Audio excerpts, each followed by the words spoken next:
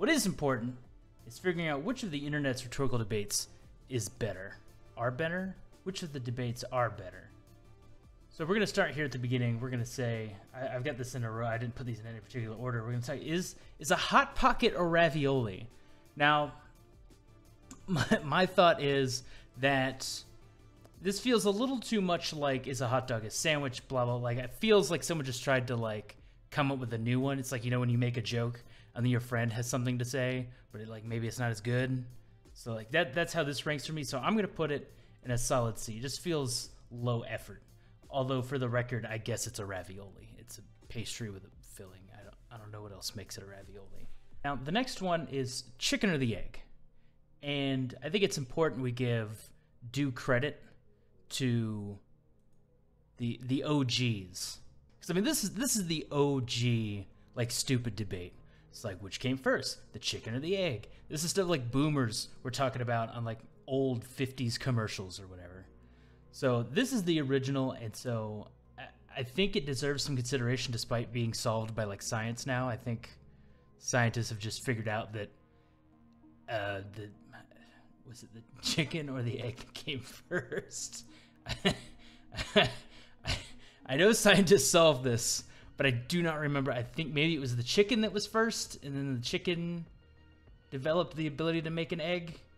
I mean, that... Go read about it. We'll figure that out. But this is it's got to go in S tier. This is S tier on reputation alone. Not because of quality of argument, but you got to give credit to those, the giants whose shoulders you're standing on. The next one is a thumb a finger. There's probably, like, an anatomical answer to this, that maybe a thumb is different. It's a exodigit or something. Is a thumb a finger? I mean, you say you've got 5 fingers, right? Or like 10 fingers. So if a thumb's not a finger, then you would say you have 8 fingers. And for that reason, I think it's pretty well... Jesus Christ. Thank you, cat. Here, stream. This is Suko. She is a turd. But here she is in all her glory. Look at the camera. You're a monster. So you've got 10 fingers. So thumbs are a finger. And because it's so easy to answer, I mean, there might be like a scientific explanation for it, but I think we can all agree that we don't give a fuck about science when it comes to, like, our everyday lives, talking about our fingers and shit. So D tier. It's just D tier. The next one, it's kind of in the hot pocket tier for me. Is a cheesecake a pie? I say no, because I like cheesecake and I don't like pie.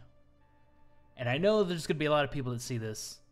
There's not going to be a lot of people that see this. But of the people that do see this, they're going to think, what kind of jackass doesn't like pie? Fruit pies are gross. You bake fruit, it gets a weird consistency. I can see the other side of it, where it's in a crust, although not necessarily, it doesn't go all the way up and there isn't a covering. So it's a tart, maybe?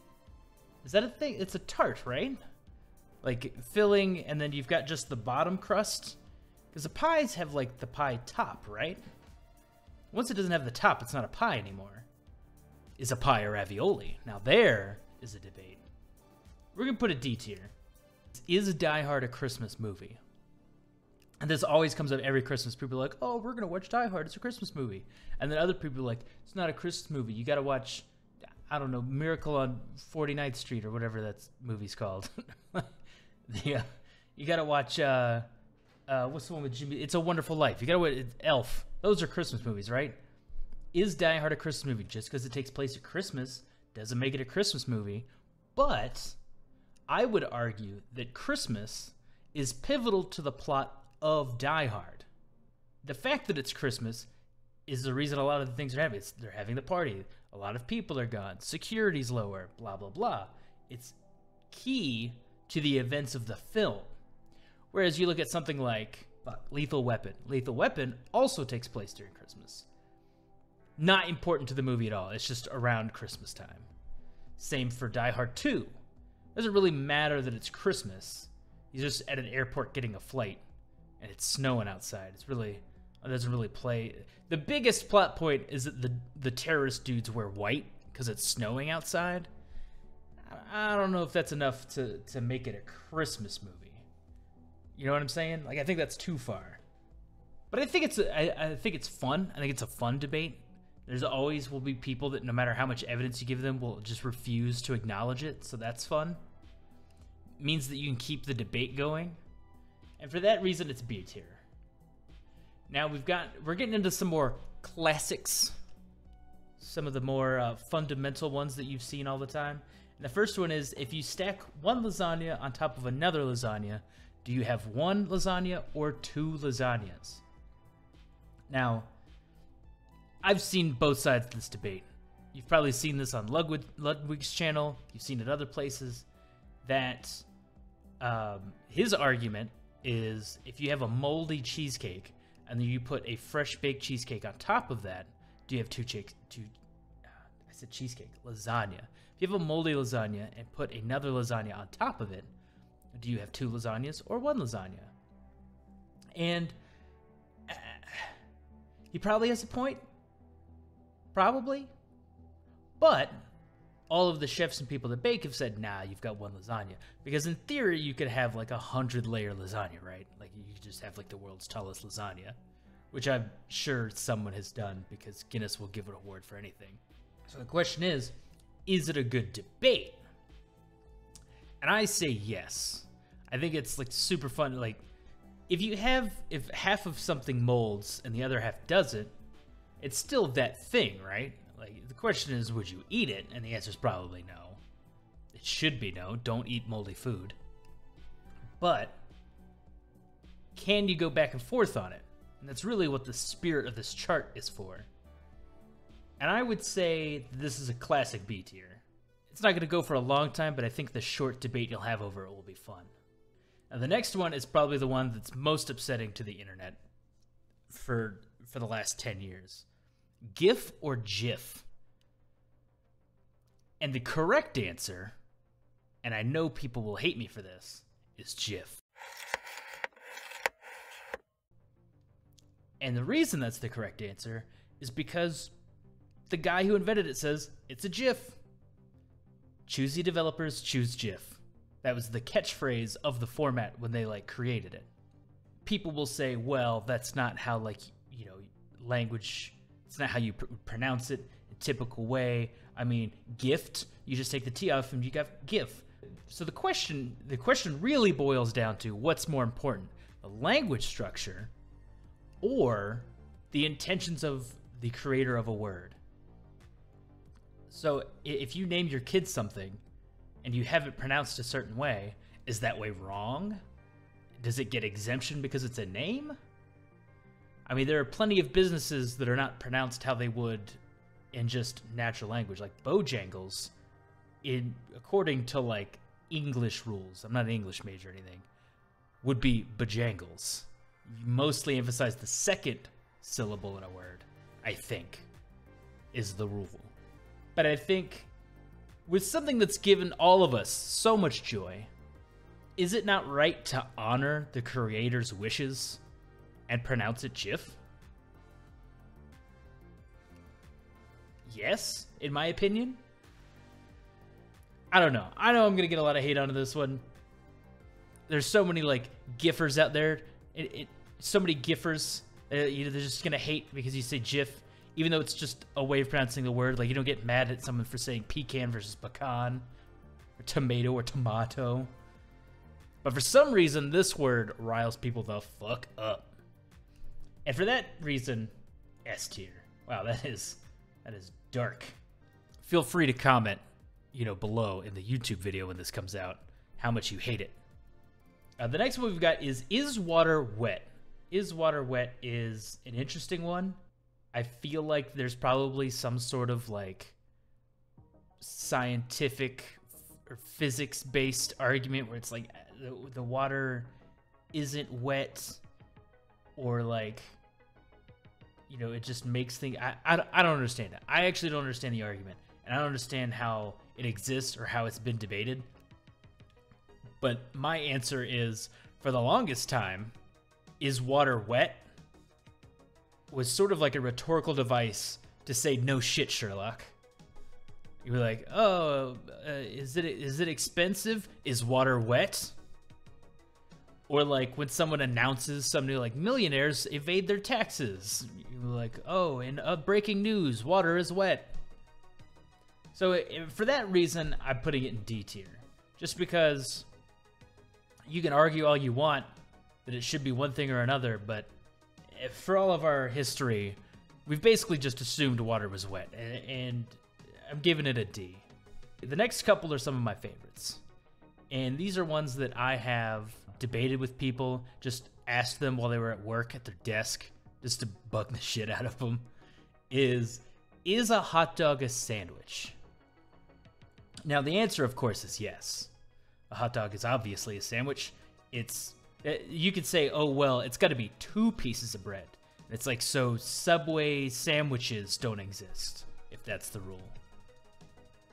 I think you're limiting the terms of a sandwich if you're just like, oh, well, a sandwich is only when you have 2 slices of, like, fucking white bread from the grocery store and you put, like, ham and cheese in between it. That's the only thing that's a sandwich, which is bullshit. Now, I get the opposite argument. It's like, well, if you asked someone to go get a sandwich with you and you took them to a hot dog place, they'd be like, what the fuck, bro? Came for sandwiches. But also, you know, all squares are rectangles, but not all rectangles are squares. You know, so that, you know, in your face.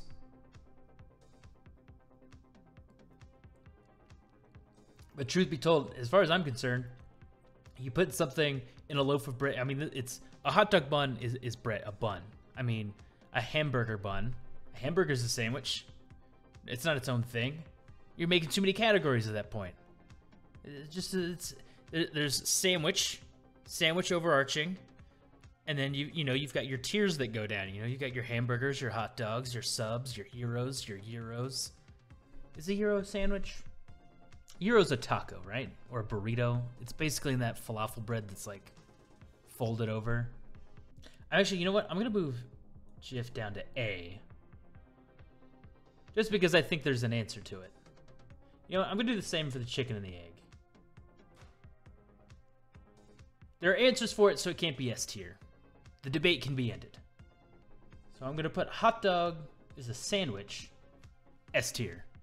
People are gonna be arguing and yelling about this for all time. I mean, there's like, if you just Google, is a hot dog a sandwich? You'll just find endless articles that are like, we asked sandwich experts. Like, that's a fucking real thing. The next one is cereal soup, which is my personal favorite. This is my favorite one of all time, because nothing gets people more riled up than someone just asserting just the utmost confidence and disregard for any human being that cereal is in fact soup. Some of you might say, well, actually the milk is the soup and the cereal is the croutons, yada, yada, yada, whatever. I just love this debate because you just be like, well, soup is hot. And you're like, oh, then what's gazpacho? And it's like, oh yeah, you got fucked up there, didn't you? This is another one that's great. Like if you work in an office and you just want to like waste some fucking time, walk by somebody's cube or their desk or their office, just lean in, knock on the window, and be like, hey man, what do you think about cereal and the fact that it's soup? They'll just start throwing papers in the air. Yeah, I got fired. Why'd you get fired? I told my boss cereal was soup. Anyway, same tier as hot dog. I mean, just classic S tier. This is just a great debate. Just yelling at people and just watching them get mad. Next up, we've got, how many holes does a straw have? So people will say 1 or 2, obviously. Now, 2 to me seems silly because, I don't know, if you have a hole, there's not necessarily an ending. Oh, now I'm fucked up. Because if you dig a hole, there's a bottom. There's a bottom in a hole. So maybe the answer is a straw has 0 holes. A straw is just a tube, and there's no holes at all. Okay, if I dug through the earth all the way to the other side, it starts as a hole. As soon as I break out the other side, is it still a hole? Yeah, it's still a hole. It's like a hole punch punches a whole circle out of a piece of paper, which is essentially a very flat straw. So it's one hole. It's one hole. I wasn't ready for this argument when I got to it, but I feel like we've solved it. I feel like we've averted a humanitarian crisis. So I don't know, C tier. C tier. And the final, and one of my favorite internet videos of all time is Jon Stewart's rant against Chicago deep dish pizza. There's all these debates. Is deep dish pizza pizza? Jon Stewart would say no. I, not being a shamer, a food shamer, would say that all pizza is pizza and all pizza is delicious. But there is something to be said for the debate that it's actually a casserole. It's also made really weird. Like, the sauce is on top of the cheese. It's chaos. It's anarchy. The good people of Chicago, I'm sure, have very strong feelings on this, but I feel like the rest of the world doesn't care. But I will say that if you said deep dish casserole, nobody knew what the fuck you're talking about. If you say deep dish pizza, people have a very clear image in their mind. They know what you mean when you're saying deep dish pizza. And for that reason, I think this is a pretty well-solved debate. I mean, let's be honest with ourselves. If you have to amend the word pizza to the end, it's a pizza.